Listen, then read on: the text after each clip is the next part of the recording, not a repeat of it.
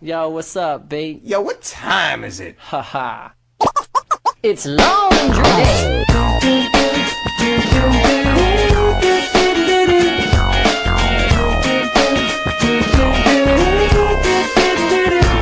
Nueva emisión de Pensamientos sin Fronteras. Soy Manuel Mosteiro Silva, licenciado en Filosofía y profesor del Instituto Superior de Estudios Humanísticos y Filosóficos, ISEF.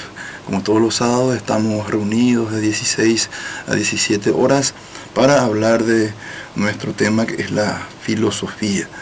Estamos siempre tratando de innovar con temas nuevos que puedan interesar a la audiencia y donde también reconozcamos cómo la filosofía se puede conectar con diferentes áreas del conocimiento. Esta tarde tenemos también una invitada muy especial y con ella estamos cerrando este ciclo de entrevistas que está organizando el ISEF. Estamos con la doctora María Victoria Rivas, doctora en Derecho. Doctora Rivas, de su experiencia dentro del ámbito del derecho, de su formación dentro del derecho y también en su práctica profesional, usted fue fiscal general adjunta dentro del área penal. Sí, así es. Y también ha realizado numerosos trabajos de investigación. ¿Cómo usted ve la relación de la filosofía con las ciencias jurídicas?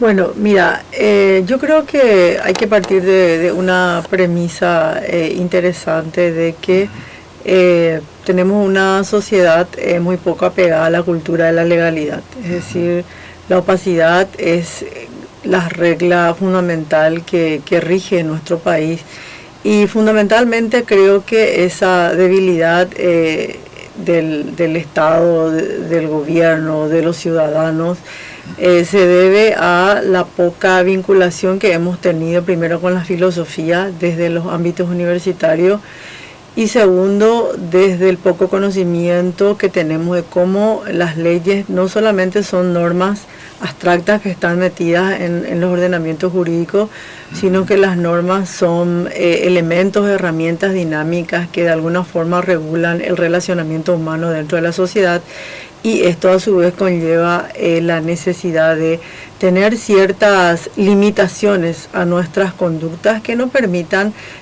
vivir dentro de una sociedad en donde los niveles de conflictividad sean mínimas.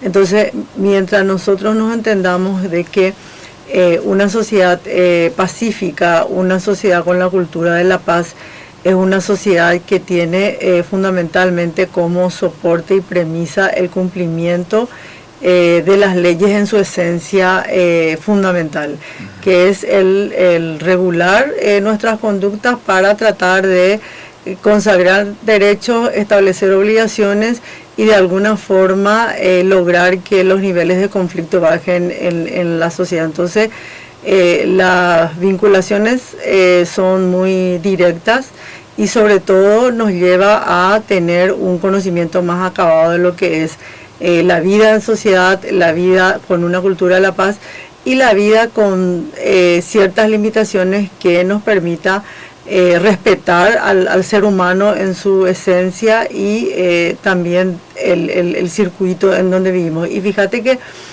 nuestro ordenamiento jurídico establece como valor fundamental la dignidad humana. Es decir, la dignidad humana es el parámetro y la columna vertebral de todo el ordenamiento jurídico. Entonces, partiendo de ahí, lógicamente que la vinculación que podamos hacer con toda la ciencia es fundamental para entender la esencia de lo que significa la dignidad humana instalada en los ordenamientos jurídicos.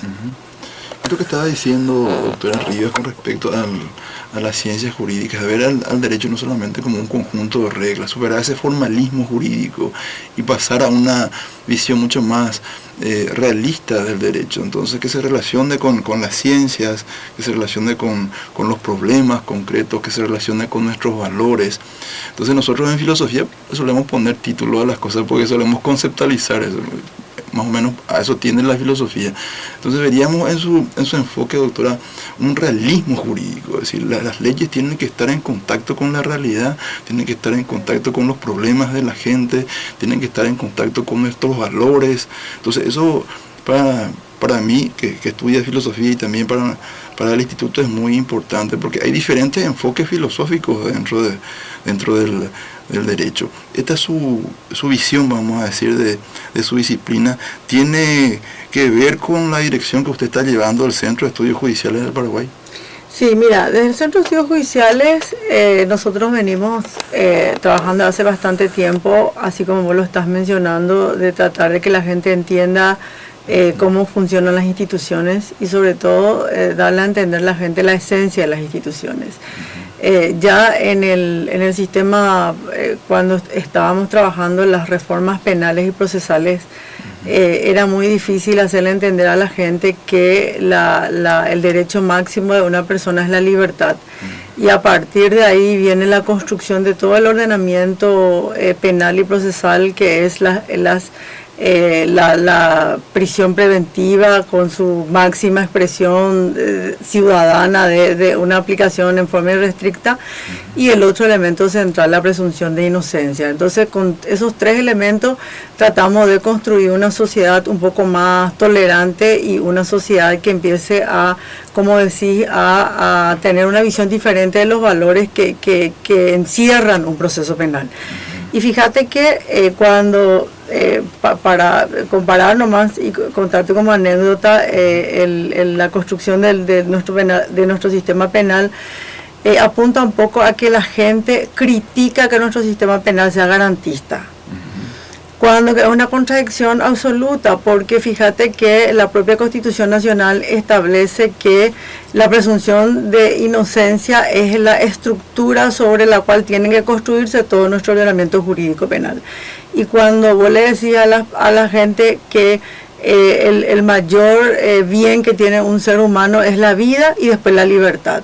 Y a partir de ahí tenés que empezar a establecer las limitaciones a esos derechos, y sobre todo el derecho a la libertad, que se traduce en su máxima expresión de violencia con la prisión preventiva.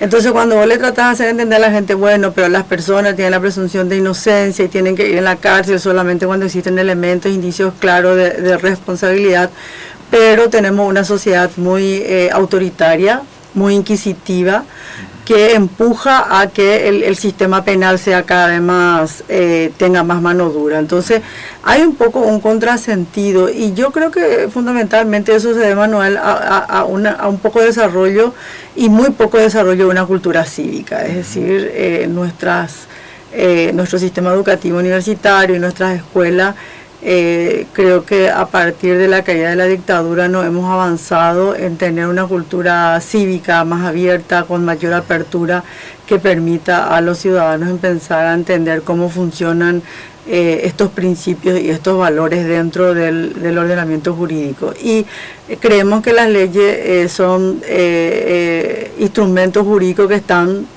inscritos en algún lugar, pero que esas normativas no inciden en nuestra vida diaria, y tal es así que no prestamos ninguna atención ni tenemos ninguna focalización cuando tenemos proyectos de leyes, por ejemplo, que están definiendo nuestras vidas, están limitando nuestras acciones en el Parlamento Nacional. En este mismo momento, por ejemplo, te cuento que hay una comisión penal y procesal penal que de alguna forma, siguiendo el clamor ciudadano, van a empezar a endurecer las penas y van a empezar a poner limitaciones.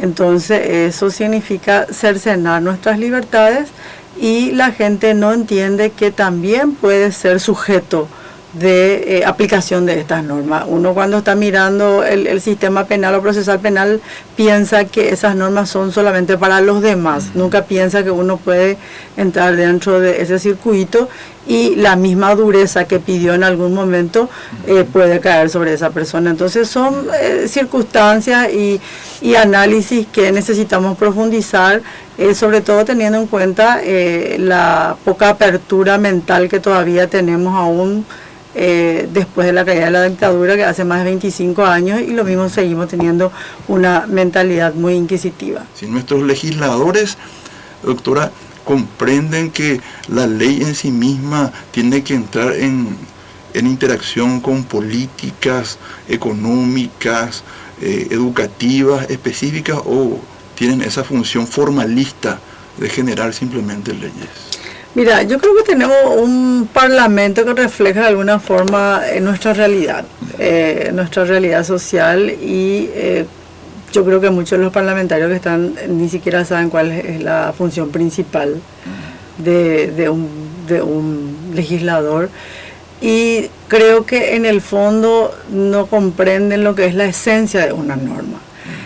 Una norma tiene que reflejar y acoger una realidad social y no a la inversa como se pretende hacer, de que creemos, así como lo estás mencionando, que una ley con 4 o 5 artículos pretenda cambiar una realidad social y aún más grave, solucionar una realidad social. Lo único que estamos creando es más caos jurídico, mayor posibilidad de incumplimiento de las leyes y con eso vamos construyendo una cultura muy poco apegada a la ley, porque tenemos luego esa costumbre de que se sancionan las leyes pero finalmente nadie lo cumple. Justamente en estos días, doctora, estamos viendo denuncias de personas muy importantes dentro del ámbito del Poder Judicial que están teniendo problemas con respecto a acoso sexual, con respecto a corrupción. Aquí hay un fiscal que cayó con $10.000 de coima.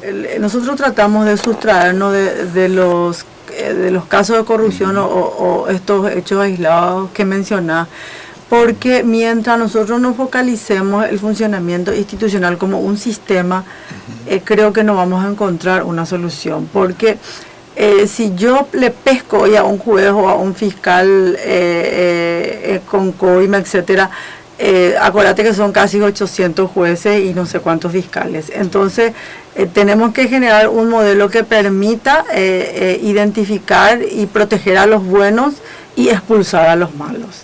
Es decir, al crear un modelo de funcionamiento que combine el sistema de selección de magistrados con una carrera judicial que apuesta a la meritocracia y a la capacitación, entonces estamos construyendo un modelo sin distraer nuestra atención en los casos específicos que van sucediendo dentro del sistema judicial. No mirar de lejos, sino que mirar de que cuando nosotros tenemos algún problema, ingresamos dentro de un sistema judicial, podemos encontrarnos con un Villalba. Y eso es lo que tenemos que evitar como ciudadanos, ese riesgo de encontrarnos con un Villalba. Gracias, doctora María Victoria Ríos, por estar en nuestro programa. Yo creo que nos dio un pantallazo, un diagnóstico bastante preciso, ya que confiamos en su preparación, en su formación, también en su compromiso social con respecto a nuestra situación en relación al Poder Judicial en Paraguay. Le agradecemos muchísimo su presencia, doctora.